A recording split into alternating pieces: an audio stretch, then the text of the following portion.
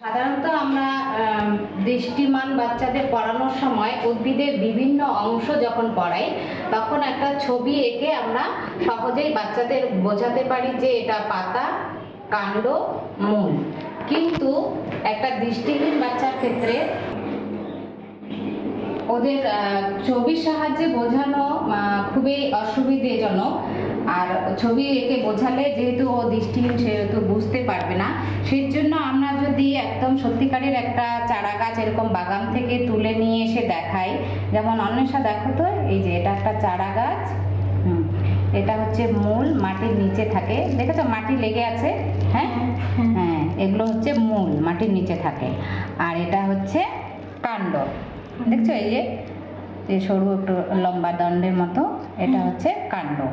আর এগুলো হচ্ছে ওর পাতা। এইভাবে যদি আমরা দেখাই তাহলে ওর ক্ষেত্রে এই যে ওই যে সমস্যাটা, না বোঝার সমস্যাটা সহজেই সমাধান হবে। আর আমরা ক্লাসরুমে যদি এইভাবে একটা ছবি এঁকে সেটাকে সুতোর সাহায্যে ট্যাকটাইল করে দিই এবং তার বিভিন্ন অংশগুলো চিহ্নিত করে সেগুলো ব্রেলে লিখে দিই, তাহলে বাচ্চাটা নিজের হাতে দেখে পরিষ্কারভাবে সেই গাছ সম্পর্কে, গাছের বিভিন্ন অংশের ধারণাগুলো পরিষ্কারভাবে নিতে পারবে। ধন্যবাদ। Breakfreesolutions, brought to you by Project Discovery, supported by Enable India and Google.